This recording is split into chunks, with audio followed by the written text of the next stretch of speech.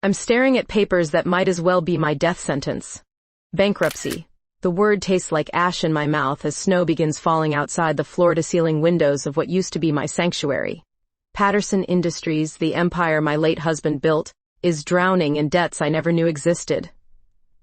3 months since Richard's funeral, and I'm discovering his successful company was a house of cards built on borrowed time and borrowed money. Mrs. Patterson, we need to discuss your options. My lawyer's voice sounds like he's speaking from underwater. The mahogany desk between us feels like an ocean. What options? I ask, though I already know the answer. Sell everything, lose everything, start over at 35 with nothing but a hollow mansion and a name that once meant something. I need air. I need to breathe. I need to do something, anything, that doesn't involve lawyers or creditors or the ghost of my husband's lies. Meanwhile, across town, Cameron White is suspended 20 feet above a practice mat, her body twisted in impossible positions that would make normal people scream. But she's not normal people, she's pure muscle and grace, defying gravity like it's a personal insult. The circus tent smells like sawdust and dreams deferred. Focus, Cam! Her trainer's voice cuts through the winter air. The season starts in 2 weeks. But she can't focus. She's thinking about the letter in her trailer, the one from her landlord threatening eviction. Circus performers don't make much money, especially ones without family connections or trust funds. She's been living gig to gig, city to city, with nothing but her talent and a prayer that her body won't give out before she finds something stable. She dismounts, landing perfectly despite the chaos in her head. I'm done for today. Cameron, we need to work on the new routine. I said I'm done. She storms out, desperate for something normal, something grounding, something that doesn't involve risking her life 30 feet up for pocket change and applause that fade faster than morning mist. That's how we both end up at Sweet Dreams Bakery on Saturday morning, signing up for a weekend cake decorating class like it's the most natural thing in the world.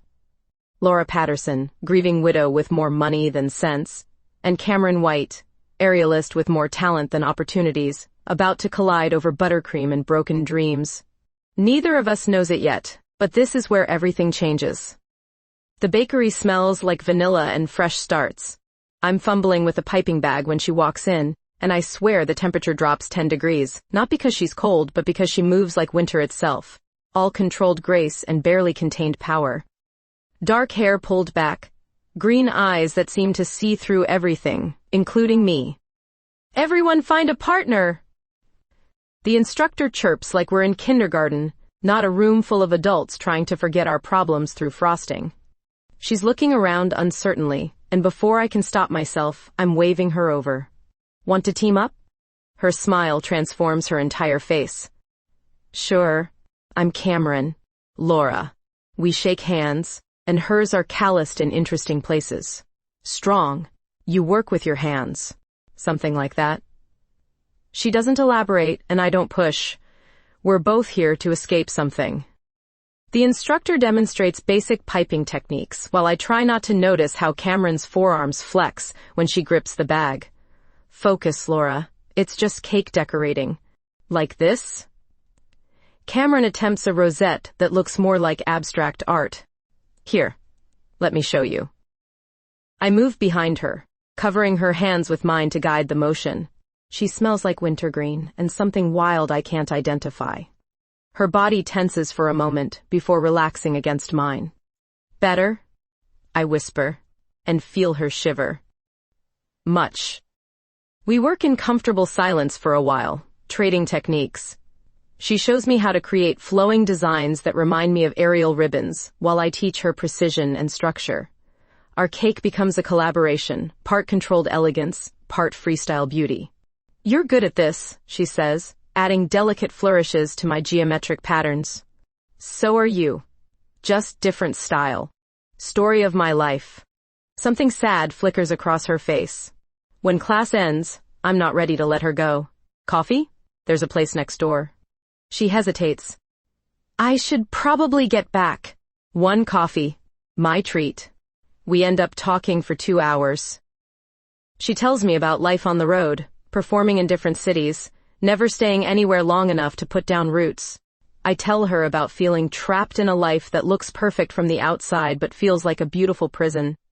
You ever think about just running away? She asks, stirring her third cup. Every day lately. What stops you? Fear, I guess. Responsibility, the usual suspects. She nods like she understands. I used to think freedom meant never being tied down. Now I wonder if it just means being alone. The bakery is closing around us. Time to go. She walks me to my car, and we stand there awkwardly in the snow, neither wanting to end this. Laura? Yeah? Can I see you again? Instead of answering, I step closer and kiss her. Soft at first, then deeper when she doesn't pull away. She tastes like coffee and possibility, and when we break apart, we're both breathing hard. Is that a yes? She whispers against my lips. That's definitely a yes. I shouldn't be here. That's what I keep telling myself as I sit in the darkened circus tent, watching Cameron prepare for her evening performance. She texted me the address with a simple "come watch me fly," and despite every rational thought screaming this is moving too fast, here I am. The other performers barely glance at me, too focused on their own routines. But I can't look away from Cameron as she stretches, her body moving with liquid precision. She's wearing a simple black leotard that shows every muscle, every line of strength she's built through years of defying gravity. Ladies and gentlemen, prepare to witness poetry in motion. The spotlight hits her, and she transforms. This isn't the uncertain woman from the bakery class. This is an artist, commanding attention as she begins her ascent up silk ribbons that seem impossibly delicate for what she's about to do. She spins, drops, catches herself inches from the ground, and my heart stops every damn time. 30 feet up, she creates shapes that shouldn't be possible, tells stories with her body that make me forget to breathe. When she finally descends, in a controlled spiral, the small crowd erupts in applause. I'm still clapping when she approaches, grinning and slightly breathless. So? What did you think? I think you're incredible. The words come out more intense than I intended. She blushes. Want to see where the magic happens? She leads me backstage, past equipment and costumes, to a world I never knew existed. The performers treat each other like family, sharing everything from makeup to dreams. It's beautiful and heartbreaking, this nomadic life of constant movement. This is my trailer, she says, unlocking a small door. It's not much, but it's home. The space is tiny but efficient, decorated with photos from different cities and postcards from friends scattered across the country. A narrow bed takes up most of the room, and suddenly, I'm very aware we're alone. Cameron. I turn to find her watching me with an expression I can't quite read. I've been thinking about you all week, she admits. About that kiss. Me too. She steps closer, close enough that I can see the flecks of gold in her green eyes. I don't usually do this. Get involved with audience members. Get involved with anyone, really. What makes me different? You make me want to stay in one place. I kiss her this time, harder than before, with weeks of loneliness and desire behind it. She responds immediately, her hands tangling in my hair as she pulls me closer. We stumble toward the bed, all pretense abandoned. Her skin is warm and soft, despite the muscle underneath. She moves with the same grace she showed on the silks, every touch deliberate and sure. I've never felt desired like this, like every part of me matters. She whispers my name against my throat, and I lose myself completely in the sensation of her hands, her mouth, the way she looks at me like I'm something precious. We move together in perfect rhythm, and when she finally brings me over the edge, I cry out so loudly I'm sure the whole circus hears us. Afterward, we lie tangled together in her narrow bed, and I trace the calluses on her palms. These are from the silks, she explains sleepily. They're beautiful. You're beautiful. She turns to face me. Laura, I need you to know something. This life, it's not easy. We move every few weeks. There's no stability, no guarantees. Maybe I don't want guarantees anymore. What about your life in Arlington? Your responsibilities? I think about the bankruptcy papers, the empty mansion, the weight of expectations I never chose. Maybe it's time for a change. She kisses me softly. Stay tonight? Yes. 3 weeks. That's how long I've been living in a fantasy. Sneaking out to Cameron's performances, spending nights in her trailer like some teenager running away from home. But fantasies don't pay lawyers, and this morning reality crashes down in the form of my attorney's emergency call. Laura, you need to come in immediately. We've received an offer. I'm still wearing Cameron's shirt from last night, still smelling like her perfume when I walk into the law office. The papers on the mahogany desk look official enough to choke on. Morgan Enterprises wants to acquire Patterson Industries, my lawyer explains. It's a generous offer, considering your circumstances. Morgan Enterprises. I know that name. Adriana Morgan, the ice queen of corporate America. Richard used to complain about her ruthless tactics, how she'd buy struggling companies and strip them for parts. What's the catch? No catch. Full acquisition, debt forgiveness, you walk away clean.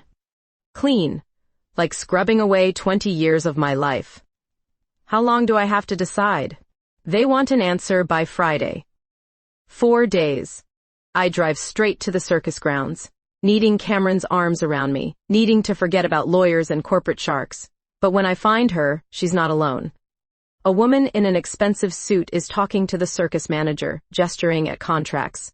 Cameron sees me approaching and her face lights up. Laura! Perfect timing. This is about the winter contract. The woman extends a manicured hand. Ms. Patterson? I'm Jennifer Walsh, booking agent. We're discussing Cameron's European tour. European tour?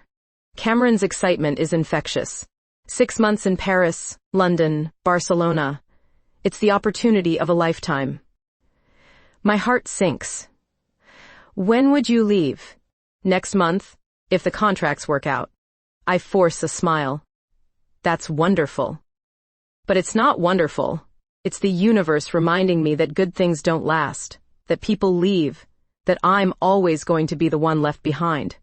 That evening, we're having dinner in her trailer when I finally tell her about the Morgan offer. So you could be free, she says. No more bankruptcy, no more stress. Free and broke. Money isn't everything, Laura. Easy for her to say. She's never had to worry about keeping 100 employees from losing their jobs, never had to smile through charity galas while drowning in debt. You don't understand. It's not just about money, it's about responsibility. Responsibility to who? Your dead husband? The words hit like a slap. That's not fair, isn't it? You're so busy living his life that you're forgetting to live your own. And what would you know about responsibility? You drift from city to city like it's some romantic adventure. Her face hardens. You think this is easy? You think I don't worry about money? About getting hurt? About what happens when my body gives out? Then why do it? Because it's who I am. But apparently, that's not good enough for someone like you. Someone like me? Rich, sophisticated, used to getting what you want when you want it. I stare at her, feeling the space between us growing wider with every word. Is that really what you think of me? I think you're slumming it. Playing with the circus girl until real life calls you back to your mansion. That's not true, isn't it? When push comes to shove, are you really going to choose this life over your comfortable cage?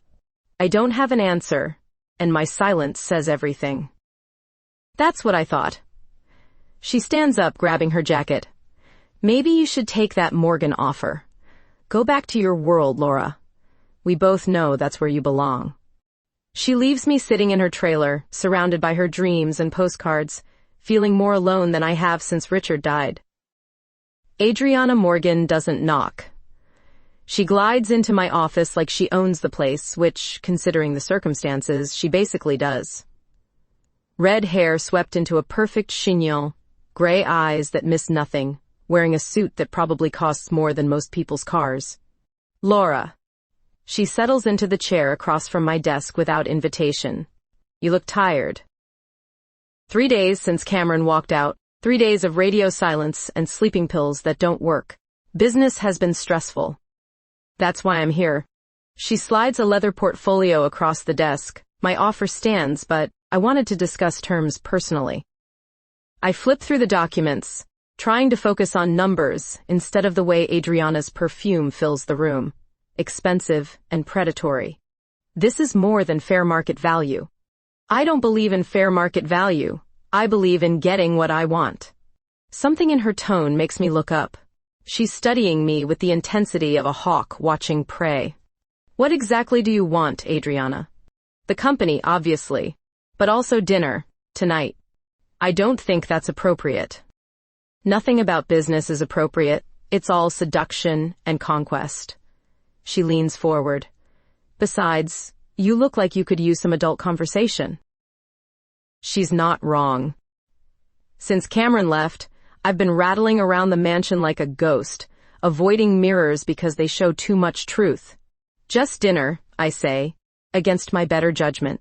She smiles like she's won something important. The restaurant is the kind of place where they don't list prices because if you have to ask, you can't afford it. Adriana orders wine that costs more than my monthly grocery budget and tells stories about corporate warfare that should horrify me but somehow don't. You're different than I expected, she says, refilling my glass. Different how? Richard always described you as the perfect society wife. Beautiful, compliant, decorative. Richard said a lot of things. Past tense. Good. The dead shouldn't dictate to the living. The wine is making me loose-tongued. What would you know about being dictated to? More than you'd think. I've spent my entire career in rooms full of men who thought I was there to serve coffee and take notes. Her smile turns sharp. I showed them otherwise. By becoming exactly like them? By becoming better than them. She signals for the check, and I realize we've been talking for 3 hours. The conversation flows easier than it should. Probably because we're both predators in different ways. Let me drive you home, she offers. I can call a car. Laura. Her hand covers mine on the table. Let me drive you home. The ride is quiet except for jazz playing softly through premium speakers. When we pull into my circular driveway, she doesn't immediately let me out. I have a confession, she says. I've been watching Patterson Industries for months, waiting for the right moment to make my move. Business is timing. This isn't about business. She turns to face me fully. I've been watching you, Laura. At charity events, board meetings. You always looked so untouchable. And now? Now you look like a woman who's ready to live her own life. She leans across the center console, and before I can react, her lips are on mine.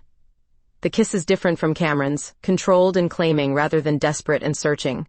When she pulls back, her gray eyes are calculating. Think about my offer, she says. All of it. I stumble out of the car and into my empty house, touching my lips where I can still taste her ambition. The next morning, Cameron's circus is gone. I drive to the empty lot where her trailer used to be, staring at tire tracks in the dirt like they might spell out answers. She left without saying goodbye, probably for that European tour. Adriana calls while I'm standing there feeling like an idiot.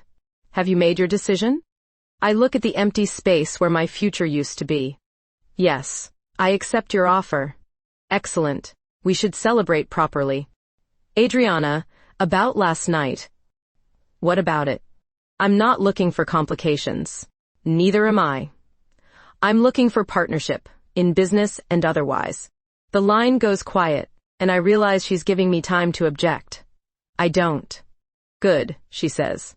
I'll have the contracts drawn up. 2 weeks. That's how long I've been Adriana's project, sitting through merger meetings and signing papers that dissolve 20 years of my life into neat legal language. She's efficient, I'll give her that. Patterson Industries becomes a subsidiary of Morgan Enterprises with surgical precision. But something feels wrong. The way she dismisses my input, talks about streamlining operations and reducing redundancies. Those redundancies have names, families, mortgages. We'll need to cut 30% of the workforce, she says over lunch, like we're discussing the weather. That's 60 people. It's business, Laura. Sentiment doesn't pay dividends. I stare at her across the white tablecloth, wondering when her efficiency started feeling like cruelty. Meanwhile, 300 miles away, Cameron is pushing herself harder than ever. I don't know this because she told me. I know because I hired a private investigator like some obsessed stalker. The circus made it to Philadelphia before she got hurt. The PI's report is clinical. Subject attempted new routine without safety equipment. Fell 25 feet. Hospitalized with concussion and fractured ribs. My hands shake reading those words. I should be there. Should be holding her hand, fighting with doctors, being the kind of person she deserves instead of the coward who let her walk away. But I'm here, playing house with a woman who treats people like chess pieces. You're distracted, Adriana observes that evening. We're in her penthouse, all glass and steel overlooking the city. She's poured expensive whiskey, lit expensive candles, orchestrated expensive seduction. Just tired. You've been tired for weeks. She moves behind my chair, hands on my shoulders. Perhaps you need better relaxation. Her fingers work at the tension in my neck, and despite everything, my body responds. It's been weeks since Cameron touched me, since anyone touched me with intent rather than casual contact. That's better, Adriana murmurs, pressing closer. You carry too much weight, Laura. Let me help. Before I can think too hard about it, she's kissing my neck, her hands sliding down to cup my breasts through silk fabric. It feels good, which makes it feel wrong, which makes me want to stop thinking entirely. Adriana! Shh. You need this. We both do. She leads me to her bedroom. All black leather and silver accents, nothing soft or comforting. Her touch is skilled but calculating, like she's solving a puzzle rather than making love. She knows exactly how to make me respond, where to apply pressure, how to bring me to the edge and keep me there until I'm begging for release. When it's over, I lie in her arms feeling hollow despite the physical satisfaction. She traces patterns on my skin with manicured nails. This could work, you know, she says. Partnership in every sense. What do you mean? Marriage. Think about it. Your social connections, my business acumen. We'd be unstoppable. Marriage. The word hits like ice water. Adriana, I barely know you. You knew your first husband how long before you married him? Love is a luxury, Laura. Partnership is practical.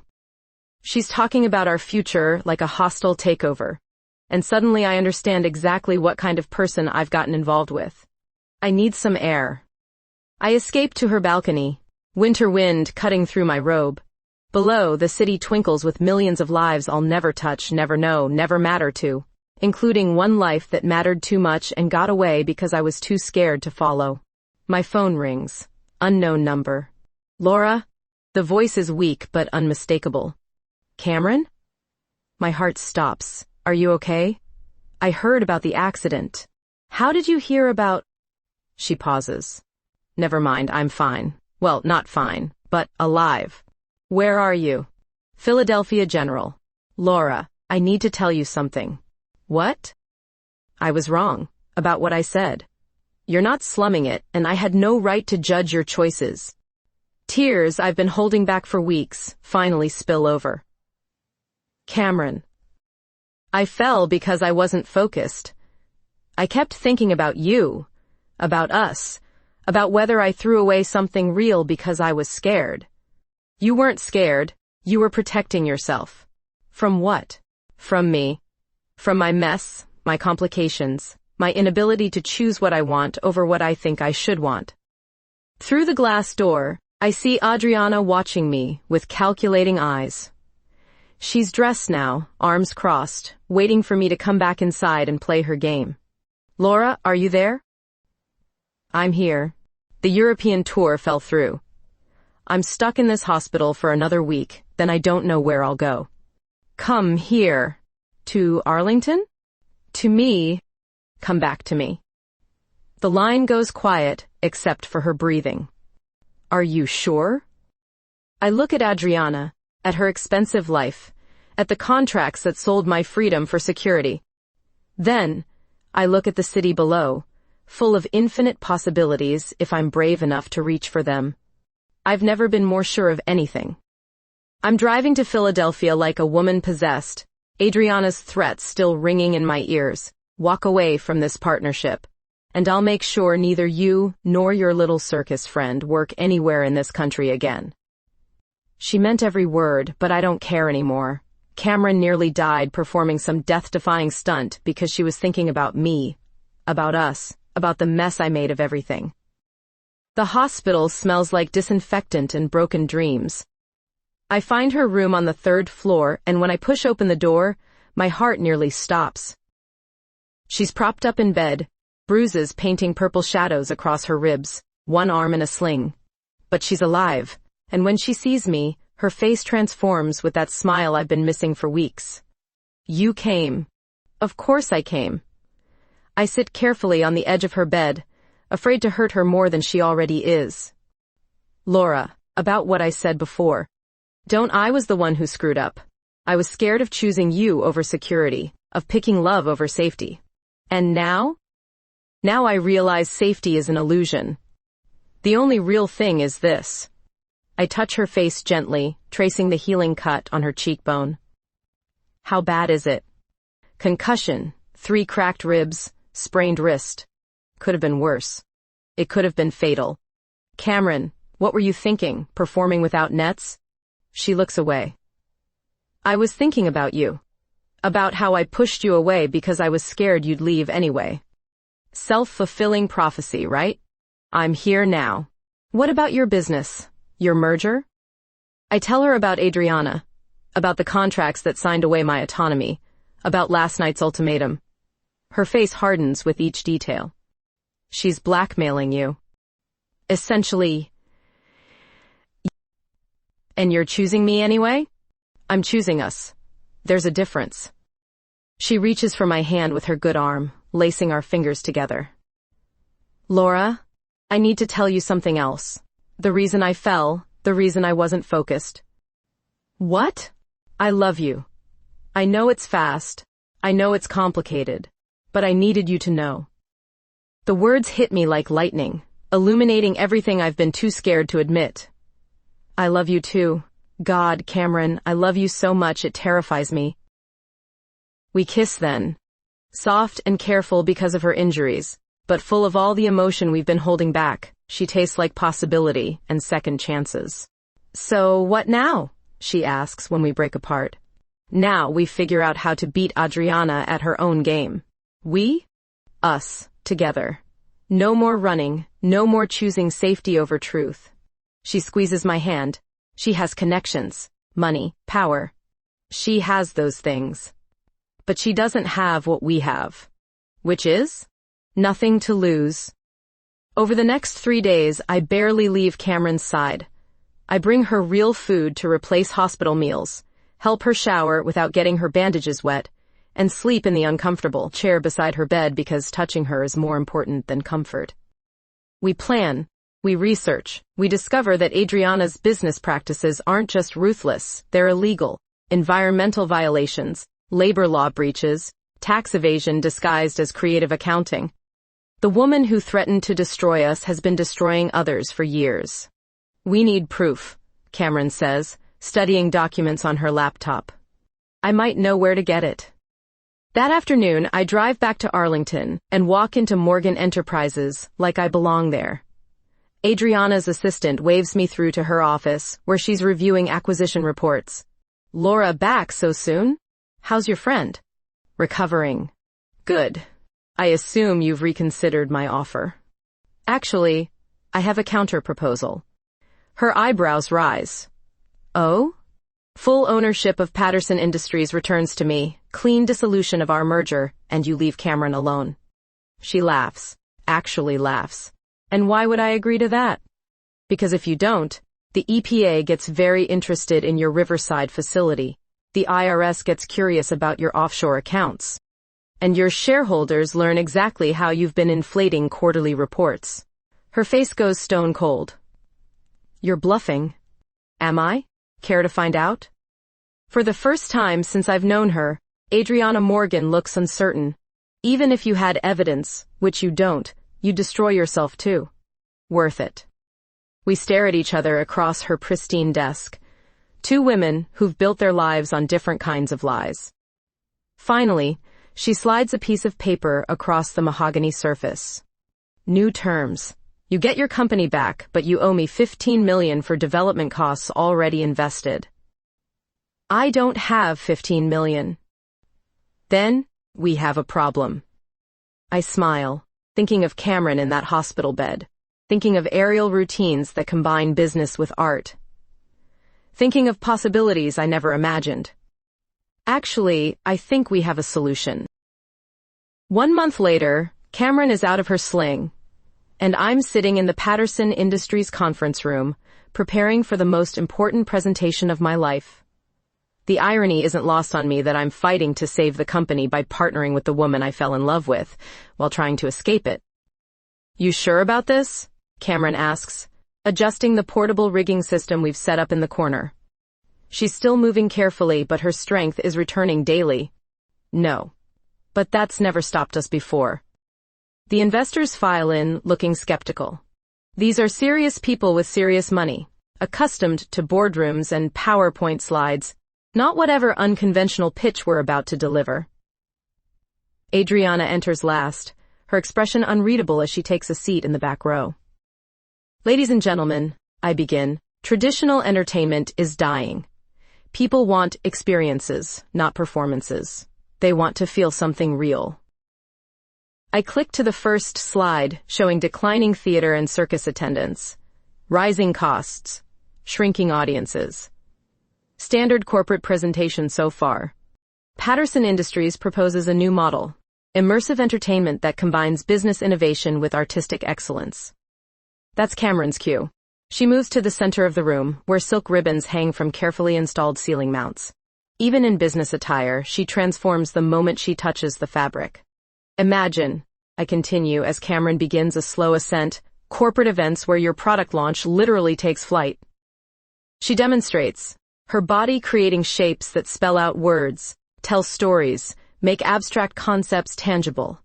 The investors lean forward despite themselves, captivated by her grace. Conference presentations where data becomes art, where quarterly reports become poetry in motion. Cameron drops into a controlled fall that makes several people gasp, catching herself effortlessly before spinning into a new formation. She's not just performing, she's illustrating every point I make, turning dry business concepts into something beautiful and alive. Wedding ceremonies elevated beyond traditional venues. Corporate team building that literally requires trust and communication. She's at the peak of her routine now, suspended 15 feet above the conference table, her body creating impossible angles that seem to defy physics. When she finally descends in a spiraling dance, the room erupts in applause. But we're not done. As Cameron takes her bow, I step closer to her, and suddenly this becomes something else entirely. Most importantly, I say, looking directly at her instead of the investors, we're offering authentic partnership. 2 companies, 2 visions, 1 future. Laura, she whispers, but I'm already moving. Cameron White, you've taught me that safety nets are overrated, that real life happens when you're willing to fall. I get down on one knee right there in front of 15 investors, and my ex-lover turned business rival, pulling out a ring that belonged to my grandmother.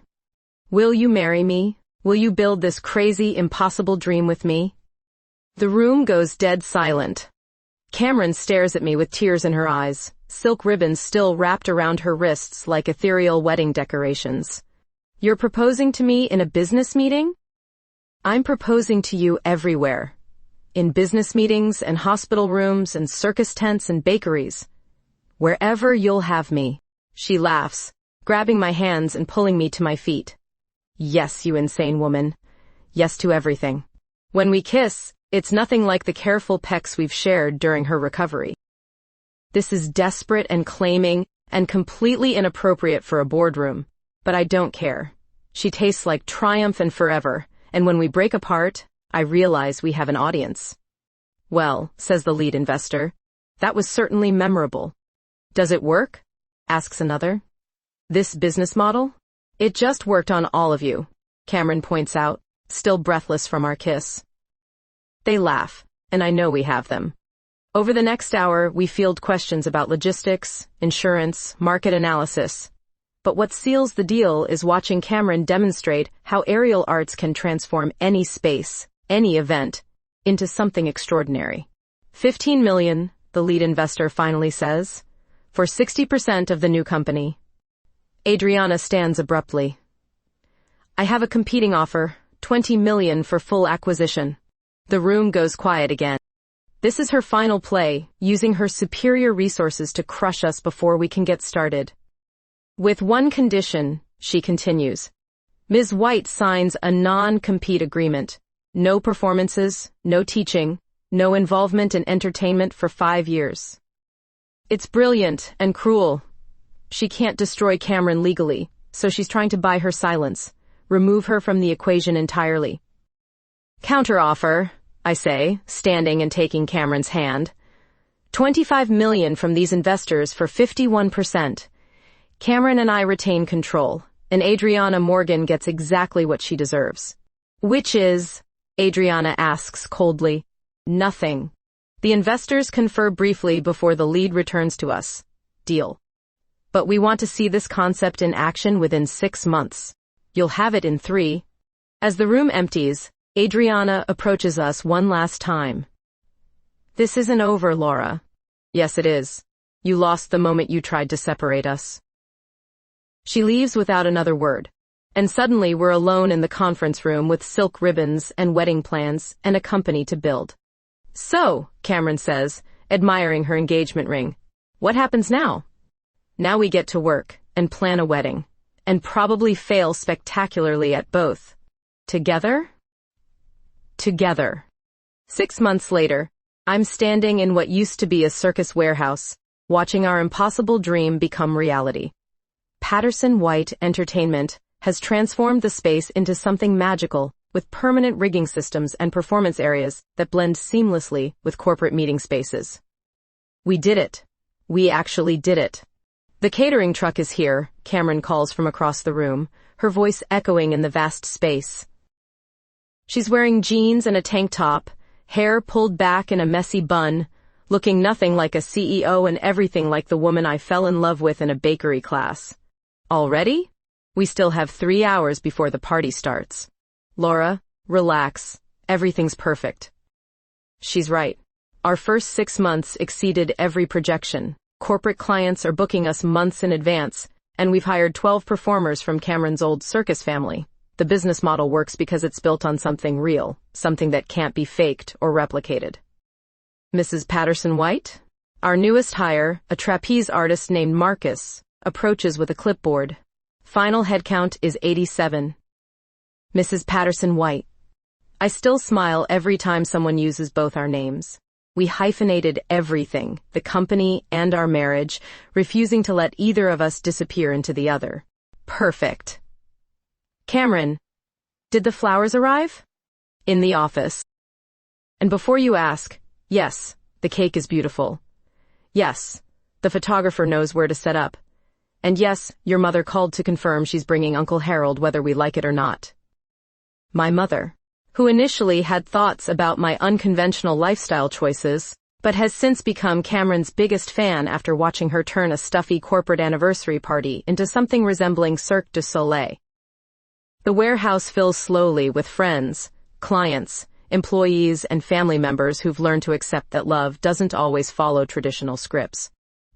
Cameron's circus family mixes with my society contacts, creating conversations that would have been impossible a year ago.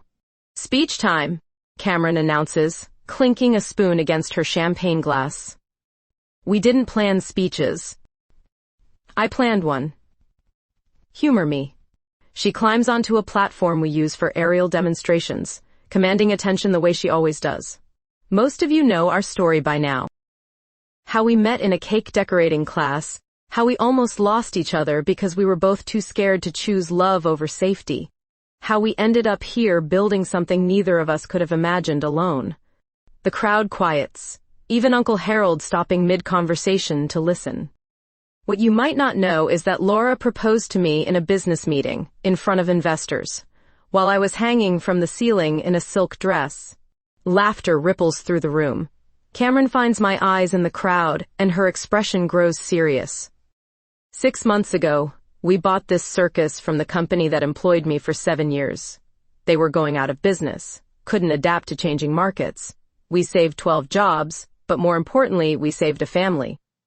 She gestures to the performers scattered throughout the room, people who've become part of our extended chosen family. Today marks our 6-month wedding anniversary and our company's first major milestone, but it also marks the day we officially launch our nonprofit program, bringing arts education to underserved communities. I didn't know she was going to announce that tonight. We've been planning the program quietly, using our profits to fund aerial arts classes in schools that can't afford traditional fine arts programs. So here's to partnership, she concludes, raising her glass, to choosing love over fear, art over safety, and each other over everything else. The toast echoes through the warehouse, and suddenly Cameron is rappelling down from the platform on silk ribbons, landing perfectly beside me. Show off, I murmur against her ear. Your show off. Later, after the guests have gone home and we've cleaned up champagne glasses and cake crumbs, we sit together on the platform where Cameron gave her speech. The warehouse feels different in the quiet, full of potential and dreams made manifest. Happy anniversary, she says, producing a small wrapped box. We agreed no gifts. We agreed no expensive gifts. This was free. Inside is a photo from our wedding day, taken in the same bakery where we first met. We're cutting cake with the owner beaming in the background, both of us covered in flour and frosting and completely ridiculous with happiness. I love it. Look at the back. She's written in her careful handwriting, Laura, you make me want to stay in one place. Forever. Love, Cameron. It's what I said that first night in my trailer. I remember. We kiss surrounded by silk ribbons and safety nets. Two women who learned that the scariest thing isn't falling, it's choosing to trust someone enough to catch you. But we did it anyway, and built something beautiful in the process. Tomorrow we'll wake up in our house, not mansion, not trailer, but home, and we'll come to work together in our circus, our company, our impossible dream made real. We'll teach other people to fly, literally and metaphorically, and we'll remember that love isn't something that happens to you. Love is something you choose, every day, over and over, until choosing becomes as natural as breathing. Ready to go home? Cameron asks. I'm already there.